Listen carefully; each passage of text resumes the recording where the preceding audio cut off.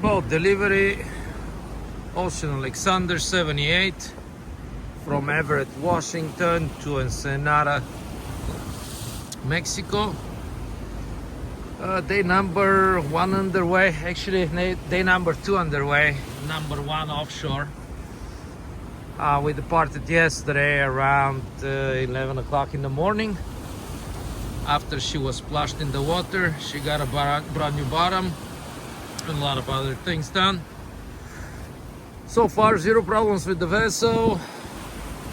We have some low pressure alarm on the water maker, some kind of a setting. I gotta go down there and troubleshoot it. But other than that, she runs beautifully. We are running about 25-27% load on the engines, 1250 RPM on the MTUs. She's burning about 7.5 per engine per hour.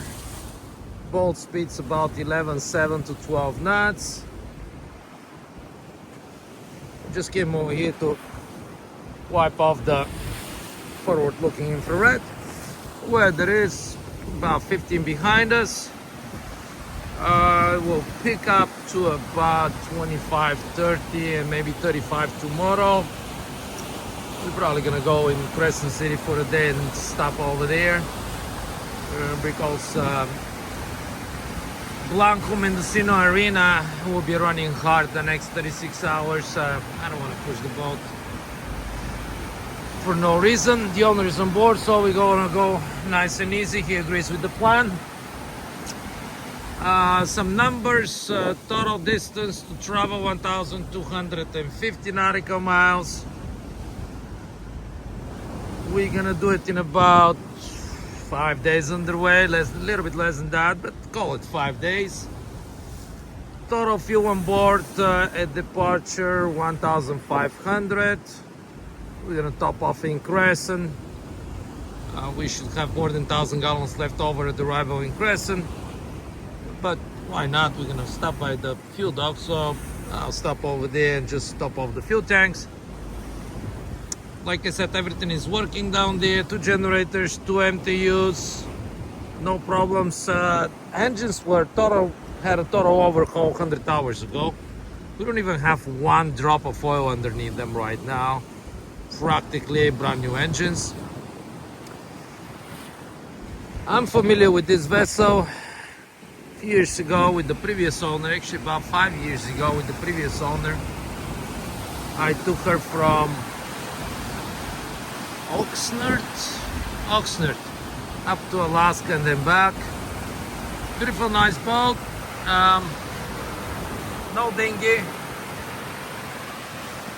The current owner is gonna list her for sale, and since the dinghy was not in a great condition, it was removed from the boat.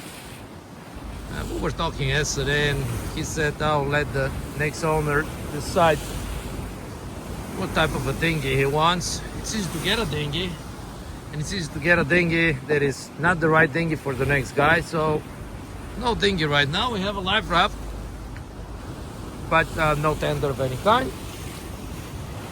Other than that, 2 radars, 2 chart plotters, redundant systems, 1 autopilot, forward-looking infrared, all the other toys on board. No Starlink, but that's easy to be put on. What else? A few things to consider. That's Columbia River right over there. Was our emergency stop, but since the weather is good and the boat's behaving, we're not stopping there. Tonight we're gonna pass by Newport, Oregon, and early in the morning tomorrow we're passing by Goose Bay. Both of them right now. Newport is restricted to 30 feet. Goose Bay is restricted to 40 feet length overall. We're twice that size, so the bar should be open for us when we get there. Crescent City doesn't have a bar, so pretty much any weather entrance. If it runs really bad, it can get interesting on the way in, but 25-30 knots over here tomorrow should be absolutely no problem. Good anchorage there, good fuel and plenty of room at the guest dock. New marina since the, well, new, few years old marina since the tsunami in Malaysia. Pretty much destroyed, not pretty much destroyed that marina. 17 boats, I believe, sunk in the basin there. There are videos on the internet. But now it's brand new marina and beautiful facilities. England Marine across the fuel dock. Perfect for buying parts and whatever else we need. But you don't need anything right now. So that's why we choose Crescent City as a stop.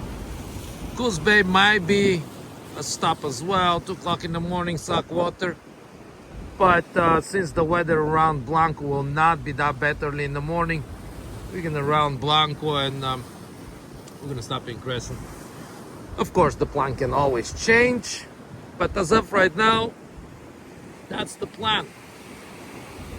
Some people might ask, what's that thing up on the bow? This thing up on the bow is a 40-inch long LED light bar. Looks goofy, but it helps us avoid crab traps and logs. Last night alone, we avoided 2 logs and 1 set of crab traps.